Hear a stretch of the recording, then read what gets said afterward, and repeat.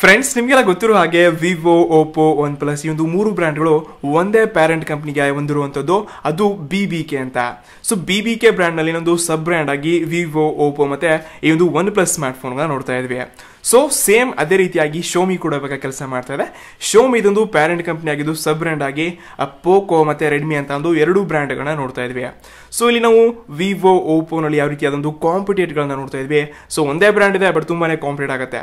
ಇನ್ನು ಈ ಒಂದು ಎರಡು ಬ್ರ್ಯಾಂಡ್ ಗಳಿಗೆ ಒನ್ ಪ್ಲಸ್ ಕೂಡ ಕಂಪನಿಗಳಿಂದ ಬ್ರಾಂಡೆಡ್ ಫೋನ್ಸ್ ನೋಡ್ತಾ ಇದ್ವಿ. ಅಲ್ಲಿ ಕೂಡ ಒಂದು ತುಂಬಾನೇ ಕಾಂಪಿಟೇಟ್ ನೋಡುವಂತದ್ದು. ಸೊ ಇದು ಇವಾಗ ಒಂದು ಪೋಕೋ ಮತ್ತೆ ರೆಡ್ಮಿ ನಲ್ಲಿ ಕೂಡ ಮುಂದಿನ ದಿನಗಳಲ್ಲಿ ತುಂಬಾ ಒಂದು ಕಾಂಪಿಟೇಟ್ ಆಗುವಂತ ಒಂದು ಸ್ಮಾರ್ಟ್ ಫೋನ್ಗಳನ್ನ ನೋಡ್ತೀವಿ. ಸೊ ಇಷ್ಟರಲ್ಲಿ ತುಂಬಾ ಜನಕ್ಕೆ ಪೋಕೋ F2 ಮೊದಲು ಬರುತ್ತಾ ಅಥವಾ ರೆಡ್ಮಿ ಪ್ರೋ 2 ಬರುತ್ತಾ ಅಥವಾ A3 ಬರುತ್ತಾ ತುಂಬಾ ಒಂದು ಕ್ವಶನ್ ಕೇಳಿದ್ರೆ. ಸೊ ಹೀಗಾಗಿ ಇದ್ರ ಬಗ್ಗೆ ನಿಮಗೆ ತಿಳಿಸ್ಕೊಡ್ತಾ ಇದೀನಿ. ಮೊಟ್ಟ ಮೊದಲು ಪೋಕೋ F2 ಬರಲ್ಲ, ಬಟ್ ಅದಕ್ಕಿಂತ ಮುಂಚೆ ರೆಡ್ಮಿ ಪ್ರೋ 2 ಬರುತ್ತೆ. ಸೊ ರೆಡ್ಮಿ ಪ್ರೋ 2 ನ ಬಗ್ಗೆ ಸ್ಪೆಸಿಫಿಕೇಶನ್, ಪ್ರೈಸ್ ಮತ್ತೆ ಇದರ ಒಂದು ಲೀಕ್ಸ್ ನ್ಯೂಸ್ಗಳು ಏನೆಲ್ಲ ಬಂದಿದೆ, ರೂಮರ್ಸ್ ನ್ಯೂಸ್ ಬಂದಿದೆ, ಅದನ್ನ ತಿಳ್ಕೊಳಂತೆ. ನಮಸ್ಕಾರ ಫ್ರೆಂಡ್ಸ್, ನಾನು ಸೋಮಶೇಖರ್. ಸೊ ಬನ್ನಿ ಇವತ್ತಿನ ವಿಡಿಯೋನ ಶುರು ಮಾಡೋಣ. ಸೊ ಫ್ರೆಂಡ್ಸ್, ಇದುವರೆಗೆ ರೆಡ್ಮಿನವರು ಮಿಡ್ ರೇಂಜ್ ಅಲ್ಲಿ ತುಂಬಾನೇ ಕೆಲಸ ಮಾಡಿದ್ರೆ. ಅದು 5,000 ರೂಪಾಯಿ ಹಿಡ್ಕೊಂಡು 15,000-16,000 ರೂಪಾಯಿ ತನ ಪ್ರತಿಯೊಂದು ಸ್ಮಾರ್ಟ್ ಫೋನ್ ಬಿಡುಗಡೆ ಮಾಡಿದ್ರೆ. ಬೇರೆ ಯಾವುದೇ ಒಂದು ಬ್ರ್ಯಾಂಡ್ ನ ಸ್ಮಾರ್ಟ್ ಫೋನ್ ಬಂದಿರಲಿ ಅದ್ರ ಜೊತೆ ಕಾಂಪಿಟೇಟ್ ಮಾಡಕ್ಕೆ ರೆಡ್ಮಿನವರು ಒಂದು ಫೋನ್ ಅಲ್ಲಿ ಇದ್ದೇ ಇರುತ್ತೆ. ಸೊ ಹೀಗಾಗಿ ರೆಡ್ಮಿನವರು ಯಾಕಪ್ಪ ನಾವು ಫ್ಲಾಗ್ಶಿಪ್ ಫೋನ್ಗಳನ್ನ ಬಿಡುಗಡೆ ಮಾಡಿದ್ರು ಅಂತ ಇವಾಗ ಫ್ಲಾಗ್ಶಿಪ್ ಫೋನ್ ಮೊಟ್ಟ ಮೊದಲ ಬಾರಿಗೆ ರಿಲೀಸ್ ಮಾಡ್ತಾ ಇದ್ದಾರೆ. ಅದು ರೆಡ್ಮಿ ಪ್ರೋ 2 ಅಂತ. ಸೊ ಮೊದಲಾಗಿ ಈ ಒಂದು ಫೋನ್ ಅಲ್ಲಿ 6.3 ಇಂಚಸ್ ಇರೋದು full HD plus super AMOLED display ನೋಡ್ತಾ ಇದ್ವಿ. ಸೊ ನಾವೆಲ್ಲ ಇವಾಗ ನಾಚ್ ಗಳನ್ನ ನೋಡ್ಕೊಂಡ್ವಿ. ರೆಡ್ಮಿ ನೋಟ್ 7 ಅಲ್ಲಿ ಡಾಟ್ ನಾಚ್ ನೋಡ್ಕೊಂಡ್ವಿ, ಡ್ಯೂ ಟಾಪ್ ನಾಚ್ ನೋಡ್ಕೊಂಡ್ವಿ. ಸೊ ಈ ರೀತಿಯಾದೆಲ್ಲ ನಾಚ್ ಗಳನ್ನ ನೋಡ್ಕೊಂಡ್ವಿ. ಬಟ್ ಈ ಒಂದು ಫೋನ್ ಅಲ್ಲಿ ಫುಲ್ ವ್ಯೂ ಫುಲ್ ಡಿಸ್ಪ್ಲೇ ನೋಡ್ತಾ ಇದ್ವಿ. 6.3 ಇಂಚಸ್ ಇದೆ. ಸೊ ಇದೆಲ್ಲ ಒಂದು ಫುಲ್ ಡಿಸ್ಪ್ಲೇನ್ ಆಗಿರುತ್ತೆ. ಇನ್ನು ನೆಕ್ಸ್ಟ್ ಈ ಒಂದು ಫೋನ್ ಅಲ್ಲಿ ಕೆಲವೊಂದು ಫೋಟೋಗಳು ಲೀಕ್ಸ್ ಆಗಿ ನೋಡ್ತಾ ಇದ್ವಿ. ಈ ಒಂದು ಫೋಟೋ ಆಕ್ಚುಲಿ ಇದೊಂದು L-Phone U2 ಅಂತ ಫೋನ್ ಇದೆ. ಸೊ ಮಧ್ಯದಲ್ಲಿ ಪಾಪ್ಅಪ್ ಕ್ಯಾಮ್ರಾ, ಇದರ ಒಂದು ಒರಿಜಿನಲ್ ಫೋಟೋನ ನೀವು ನೋಡ್ಕೊಳ್ಬಹುದು. ಬಟ್ ಆಕ್ಚುಲ್ ಆಗಿ ರೆಡ್ಮಿ ಪ್ರೋ 2 ಇರುವಂತ ಒಂದು ಫೋನ್ ರೈಟ್ ಸೈಡ್ ಗೆ ನಾವಿಲ್ಲಿಂದ ಒಂದು ಪಾಪ್ಅಪ್ ಕ್ಯಾಮ್ರಾ ನೋಡ್ತಾ ಇದ್ವಿ. ಸೊ ಪಾಪ್ಅಪ್ ಕ್ಯಾಮ್ರಾ ಕೊಡ್ತಾ ಇದ್ರಪ್ಪ ಅಂದ್ರೆ ಆಕ್ಚುಲಿ ನಮಗೆ ಇಲ್ಲಿಂದ 25 to 32 ಮೆಗಾ ಪಿಕ್ಸೆಲ್ ಒಂದು ಫ್ರಂಟ್ ಫೇಸಿಂಗ್ ಕ್ಯಾಮ್ರಾ ಸಿಗುತ್ತೆ ಅನ್ಕೋಬಹುದು. ಫ್ಲಾಗ್ಶಿಪ್ ಫೋನ್ ಕೊಡ್ತಾ ಇದ್ರಪ್ಪ ಅಂದ್ರೆ ಅಷ್ಟಾದ್ರೂ ಕ್ಯಾಮ್ರಾ ಇರಲೇಬೇಕು. ಇನ್ನು ರಿಯರ್ ಕ್ಯಾಮ್ರಾ 48 ಮೆಗಾ ಪಿಕ್ಸೆಲ್ ಒಂದು ಸೋನಿ IMX ಸೆನ್ಸರ್ ನೋಡ್ತಾ ಇದ್ವಿ.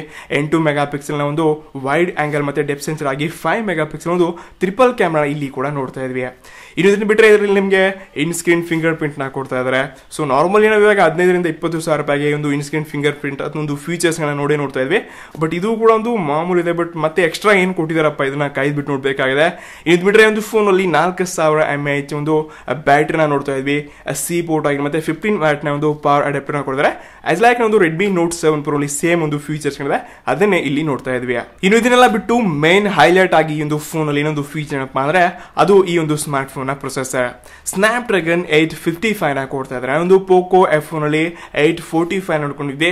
ಇದರ ನೆಕ್ಸ್ಟ್ ಇವಾಗ ಹೊಸದಾಗಿ ಲಾಂಚ್ ಆಗಿರೋ ಒಂದು ಪ್ರೊಸೆಸರ್ Snapdragon 855. ಸೊ ಇದು ಮೇನ್ ಹೈಲೈಟ್ ಆಗಿದೆ ಅಂತ ಫೋನ್ ಅಲ್ಲಿ. ಪ್ರೊಸೆಸರ್ ತುಂಬಾನೇ ಚೆನ್ನಾಗಿದೆ ಅಂತ ಹೇಳ್ಕೋಬಹುದು.